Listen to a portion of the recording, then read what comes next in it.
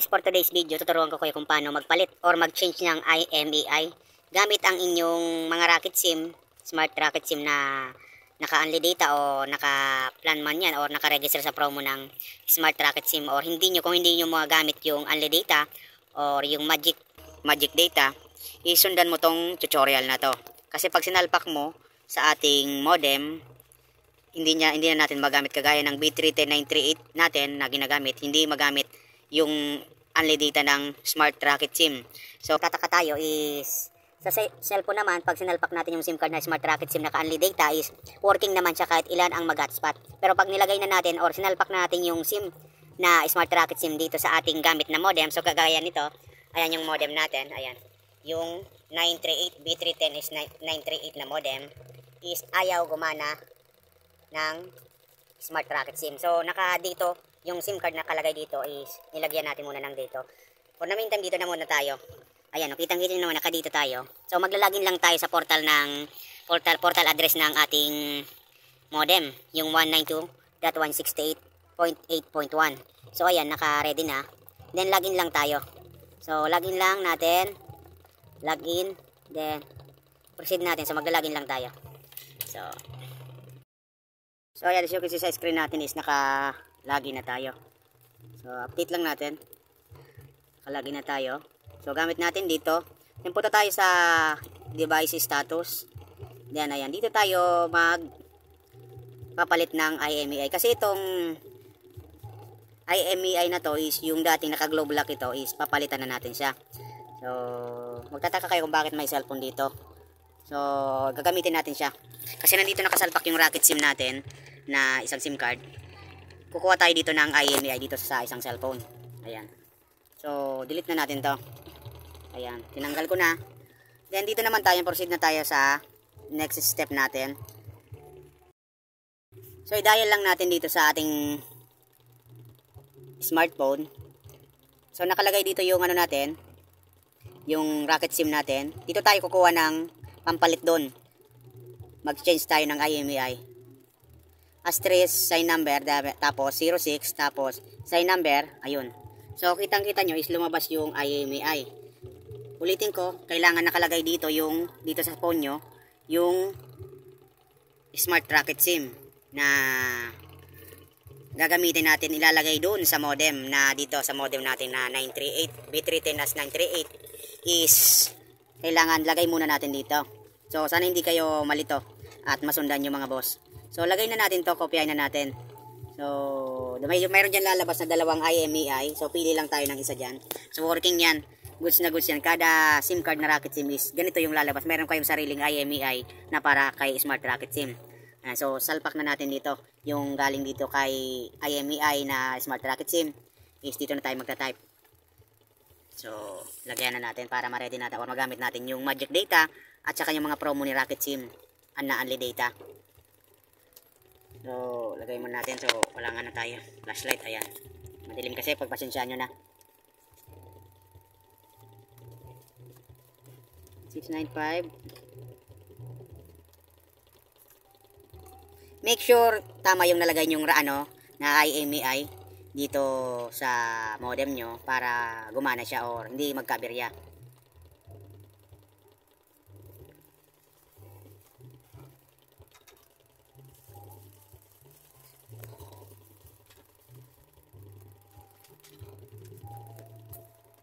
So ayan o. So nalagay na natin mga boss.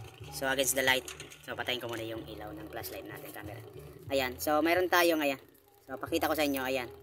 Yan na po. 2, 4, 6, 8, 10, 12, 14, 15 digit. 2, 4, 6, 8, 10, 12, 14, 15. So tama ba? So double check natin dun sa phone is kung 2, 4, 6, 8, 10, 12, 14, 15. 15 digit yung nakuha natin na IMEI gamit si Rocket SIM is click lang natin tong change. Ayan o. So sana masundan nyo para magamit na natin. So automatic na yan. Pag pinalitan na natin yung IMEI ng ating modem dito sa IMEI changer is gagana na po yung Smart Rocket SIM na mga promo nyo o na inavail nyo. Kagaya ng unli data, magic data, lahat ng promo ni Rocket SIM is working na yan. Ayan. So click lang natin to. Click to save. Ayan. Okay.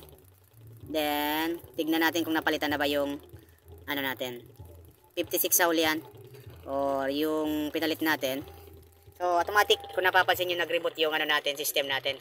Yung Wi-Fi modem natin na 938 is ina-accept niya yung IMEI. Yun, oh, bumalik na.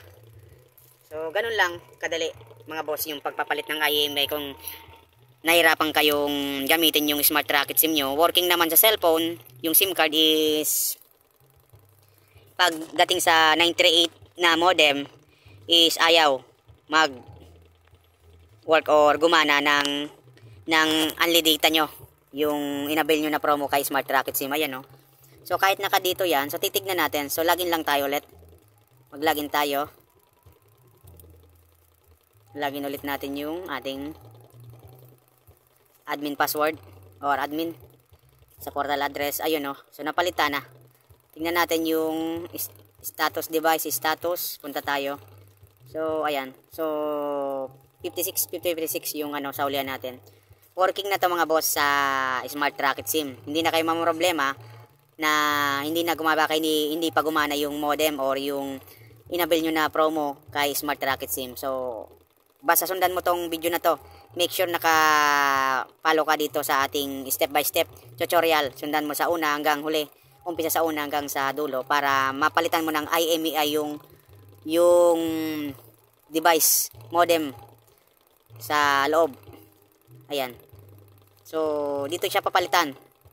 Dito sa may device status. So nandyan yung change IMEI. I-delete nyo lang to, erase nyo lang yan. Ayan.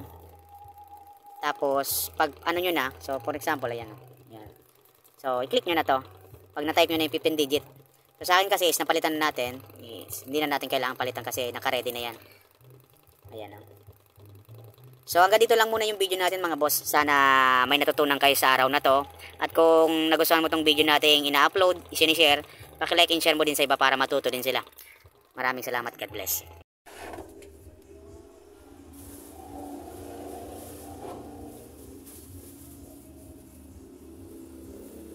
So ito try na natin guys yung modem. So mag-login muna tayo. Sa 938. Tingnan natin kung working ba. Ayan. So ito na yung modem natin. Nakakonect na tayo. Ayan. Yan yung 938 na modem natin. So tingnan natin kung okay ba siya o nagana na ba yung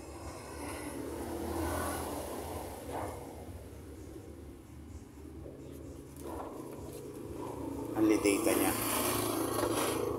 So labad-labad ko ano sa luwas. Ayan, so smart. As you can see screen natin naka-smart tayo. Then login muna tayo.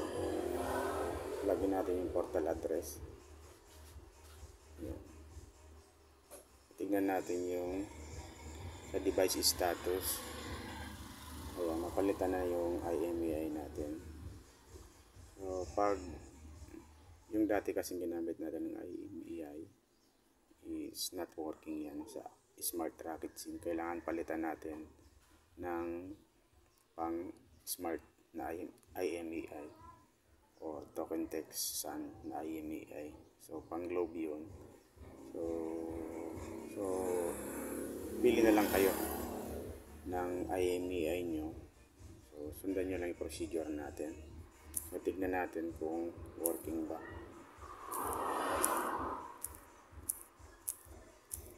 Kung gagana ba. Open tayo ng YouTube. Ayan. So napakabilis. Working na working.